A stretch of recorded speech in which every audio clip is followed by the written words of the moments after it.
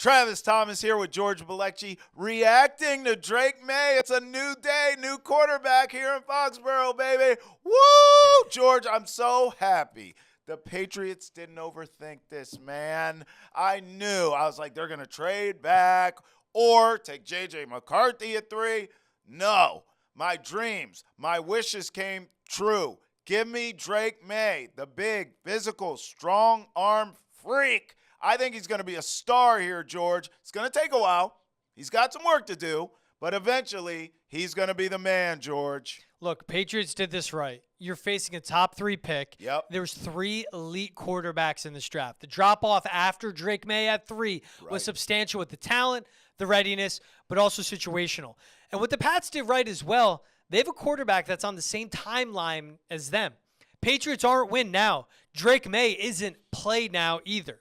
You need to go out, get an offensive tackle. You need to fill out this roster with not 1, but 2 pass catchers in this draft. Throw darts at the board, hope something sticks. If you walk away with 2, great. If you walk away with 1, even better. Well, I should have reversed that one, but you know what I mean.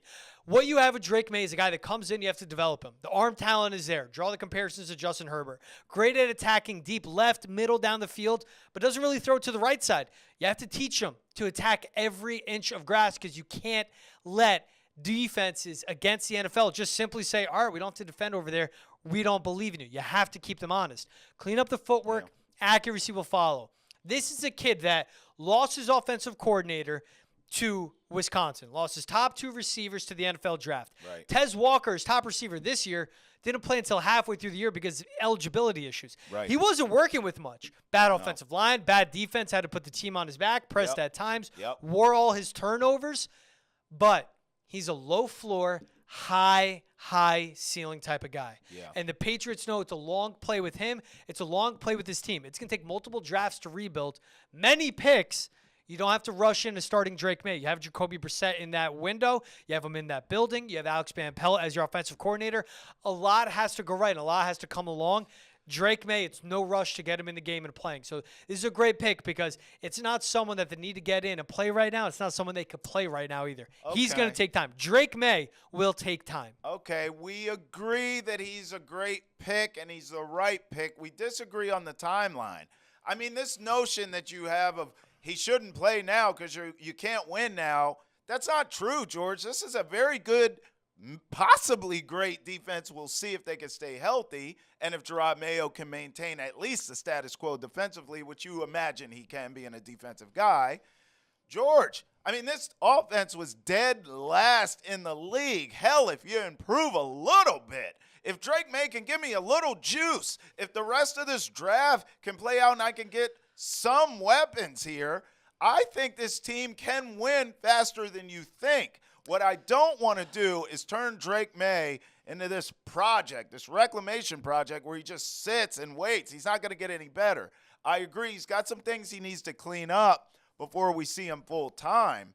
But Jacoby Brissett is not a dynamic enough quarterback where I feel comfortable just turning the season over to him. Hell no. Look, Jacoby Brissett can start the season. I don't have a problem with that.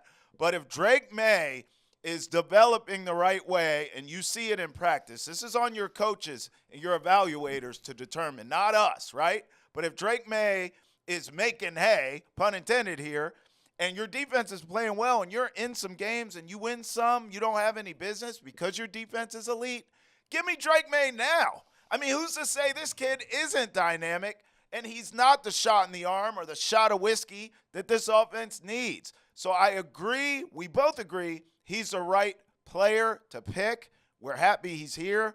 But I think we disagree on the handling and the tutelage of Drake Maye. I'm not gonna handle this guy with kid gloves. I need him to get ready faster than maybe you're ready for him to get You back. vastly messed up the last guy you drafted in the first round. Vastly. He's a better athlete than Mac. Drake Maye's ceiling is so much higher. He is so much better than Mac Jones will ever be. I'm not saying that they're even close. Right. But you messed up the development in Mac Jones. You did. And he regressed. If you rush Drake Maye to that field way too quick without a offensive line up front that can protect him and a sure thing, without his footwork being clean enough to make the accuracy follow. If you stun his confidence, let alone put him in injury risk way, then you're ruining this pick and you're back in the same spot in 3 years. This is a 3, 5, 10-year play by getting Drake Maye. Not just a rookie deal, 2 contracts you want him on. You want him under 3. You want him a Patriot for life, right? Sure. He has to pick up the system. He has to know how to read it because you commend him on his toughness. The hits from the NFL are going to be different. You have a bottom 5 wide receiver room in the NFL. Even if you go out and get some of these rookies that I really do like later on in the draft, that's still going to be a bottom 10 receiver room. You have to make sure you set him up for success because of how raw he still is. He's only 21. Right. He's only 21. He is still scheme reliant. He is situationally reliant as well. You don't have the offensive line to protect him. You don't have the wide receivers for him to throw to.